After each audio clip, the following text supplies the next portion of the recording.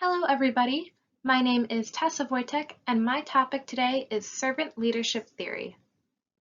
As an overview of this presentation, I will cover terminology, definition of servant leadership, the history of it, 10 characteristics, the model of servant leadership, the strengths, the weaknesses, application, and summary. So here are some important definitions to know. All of them are defined by dictionary.com. The first one, servant, a person who performs duties for others, especially a person employed in a house on domestic duties or as a personal attendant. We are going to focus on the aspect of a person who performs duties for others. Altruism is the belief in or practice of disinterested and selfless concern for the well-being of others.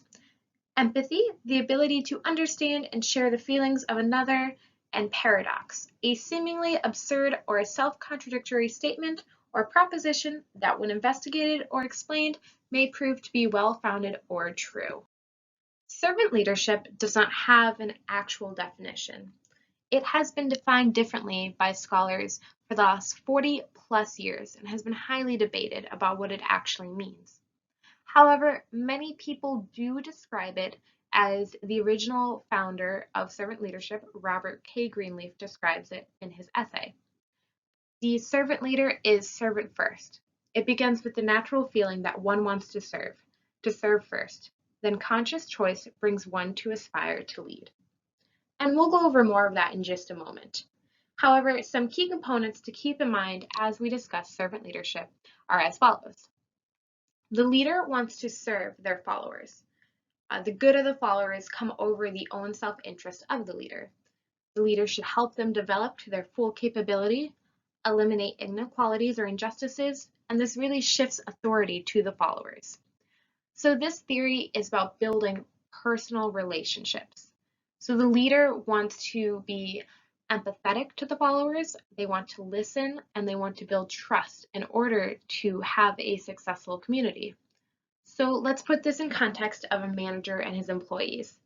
The manager is going to want to have an emotional relationship with each employee, and this could mean just understanding what might be causing the employees trouble, finding ways to eliminate these emotional barriers, and really help bring the employee up so that the employee is performing at their best capacity because they have eliminated the emotional barriers and what they were struggling with.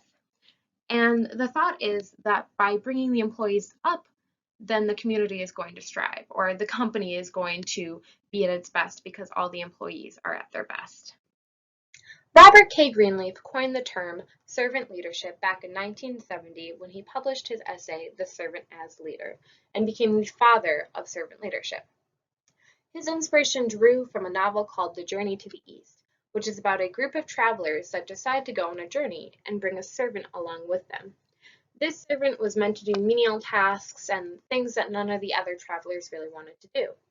However, the servant was always in high spirits and singing and really cheered everyone else up and encouraged them to keep going. Near the end of the novel, the servant gets separated from the rest of the group, and the travelers decide that they can no longer go on the journey without the servant and decide to disband. And so the clear message from the novel is that the servant was the most integral member of the group because without him, they couldn't continue. And Robert K. Greenleaf saw that the servant was really the leader of the group. And he applied this to the theory that wanting to serve others first and use the lessons and tools learned as a server would make someone a really great leader. This essay was more philosophical, more idealistic. It wasn't really putting it into practice or laying down any models or basis. It was more of him speaking his thoughts and how he thought a servant could be a really great leader. And so scholars really debated what servant leadership was, and they really idealized the concept, but never implemented it so much in the workplace. In 1992, Larry C. Spears compiles the top 10 characteristics listed by Greenleaf in an essay, and this laid more of a foundation and a basis for other scholars to start to define servant leadership. And this has created dozens of different theories. It's still debated and disputed, and there's not really one certain agreement. However, in our book, Leadership, Theory and Practice by Peter Northouse, they list the Linden ETAL 2008 model by Dr. Robert C. Linden. And this is a model we are going to discuss in this presentation today. It lays a really good foundation for what servant leadership is, and it also includes a servant leadership questionnaire that is really good for deciding if someone would make a great servant leadership, and we will discuss that more in a few moments. Here are the 10 characteristics listed by Spears. I have bolded the characteristics that more scholars seem to agree upon that are important for servant leadership. So there is listening, empathy, healing, and when I say healing, I mean in terms of helping the followers emotionally heal to become the best that they are, awareness of oneself and their position in the community, persuasion, conceptualization, foresight, stewardship, and this is taking responsibility and being trusted for the greater good. So understanding that as a leader, you are no better than the followers and that their needs are going to come before your own, and that understanding that the leader is in charge. So the direction that they are taking the community in needs to be for the best of the others and not for oneself. And then there is commitment to the growth of people and building a community that the followers feel like they are welcomed, they are safe, that they belong. And this is a really important aspect of servant leadership. And so, like I said, with these 10 characteristics, others were really able to compile a bit better what servant leadership is and how to implement that in the workplace instead of just talking about it and idealizing it. Here is the model of servant leadership by Robert C. Linden. On the left here, we have antecedent conditions, and so we have context and culture, leader attributes, and follower receptivity. So in terms of context and culture, this is about the community itself.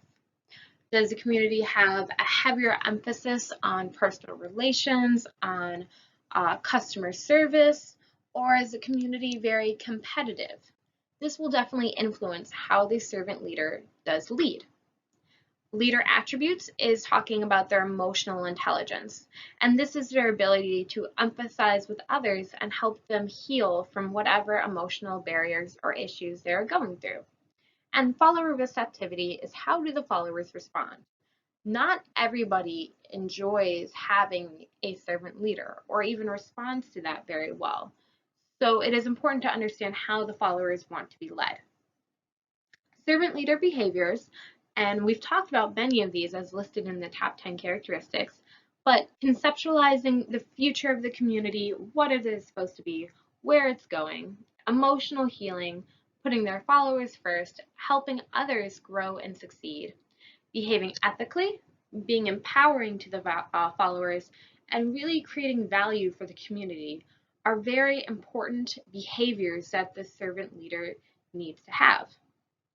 And so the outcomes of all of this, follower performance and growth, which we know is very important because if the followers are at their best, then the outcome of the organization or community should be at its best.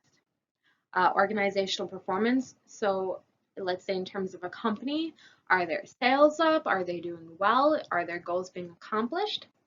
And then the societal impact. So the thought is that a healthy organization will benefit society. One of an example here is about Southwest Airlines, and they have a motto, others first. And employees act as servant leaders in regards to the customers in making sure that the service that they get on their airplanes are the best that they can be, and that while someone is traveling or buying tickets or doing anything interacting with this company, they have no issues, they have no barriers, and they are the happiest they can be. And they hopefully will come back to the airlines because of this treatment. And so this is really a good model of how a servant leader should be. It is easy to teach in a workplace. It is easy for people to understand. and someone can take this and implement it and practice it. The servant leader questionnaire is to tell if someone would be a great servant leader. As we know, it involves a great deal of emotional intelligence, and not everyone has that, and it can be a difficult thing to learn.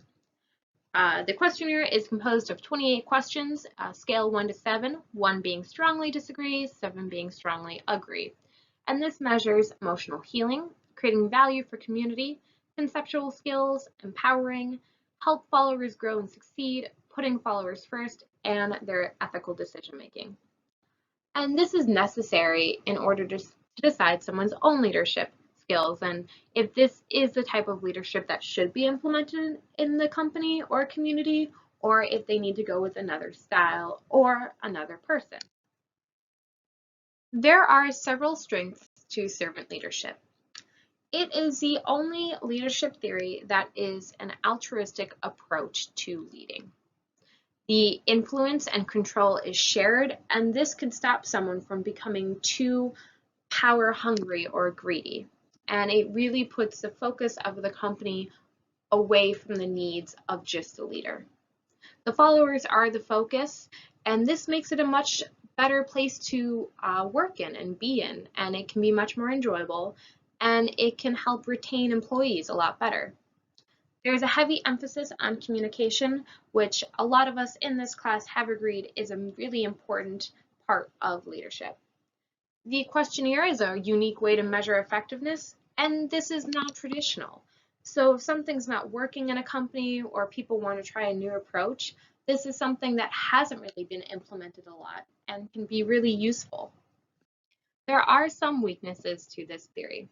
The title itself is a paradox, servant leadership. This can be off-putting for a lot of people and can make someone not want to try this leadership form before really understanding what it's truly about. There is no specific definition or set theory, so this can make implementing servant leadership into the workplace quite difficult because people disagree what it truly means or how to truly practice it. It's not always suitable for every environment. One main example is military. This form of leadership does not fit the structure that the military needs in order to function. Finding true servant leaders can be difficult. It requires a significant amount of emotional intelligence and having someone really truly want to put others before themselves. And this can be quite difficult to find. It takes a long time to build personal relationships. This is not something that can just happen overnight. To truly be a servant leader, those relationships need to be built. And so if you are leading a group and it's only around for about a week or two and then it's disbanding, this is not the right leadership form because it is not possible to build those personal relationships within those 2 weeks. And it is non-traditional. And while we did say that was a positive, it is also a weakness because this can meet resistance. It's not the usual way of doing things, and people don't always like change. And so this can meet a lot of struggle and a lot of people just not willing to try it or attempt it. Servant leadership can and is meant to be applied to all levels of management. It should be applied with people who are capable and interested in building long-term relationships. And when implementing programs, the focus should be on emotional intelligence, empowering others, and ethical decision-making. Current day examples that we see this is at Starbucks, AT&T, and Southwest Airlines. However, when we look at these companies, we more so see examples of servant leadership in the employees and how they interact with customers rather than the management and how they interact with their employees. So there isn't a ton of examples so far of servant leadership being in higher up management and how that affects the company and how the company runs. In summary of this presentation, the term servant leadership was coined by Robert K. Greenleaf in his essay, The Servant as Leader. It was very philosophical and idealistic, and there was no set theory or definition. So it was loosely defined for many years until Larry C. Spears took down the top 10 characteristics in his essay, and this laid a basis for other models and other scholars to implement this rather than just idealize it. The model that we went over is the Linden ETAL 2008 model, and he also created the Servant Leader Questionnaire.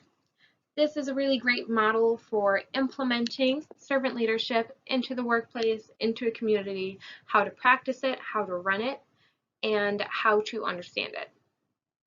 Servant leadership is altruistic in nature. It is very much dependent on needing to serve others and making sure that the followers in the community are at their emotional best, and that the servant leader was an integral part in helping them get to their emotional best. And once they're there, this means that the outcome of the community is going to be positive. Many disagree on fundamental characteristics and approaches, and it is still highly debated, and it is not necessarily a popular form of servant leadership yet. More research needs to be done for a better understanding of the process and for more companies to understand how to even use servant leadership to their benefit, and not just the leaders' benefits, but for the followers' benefit and for society's benefit. Here are the references I used, and thank you for listening to my presentation on servant leadership.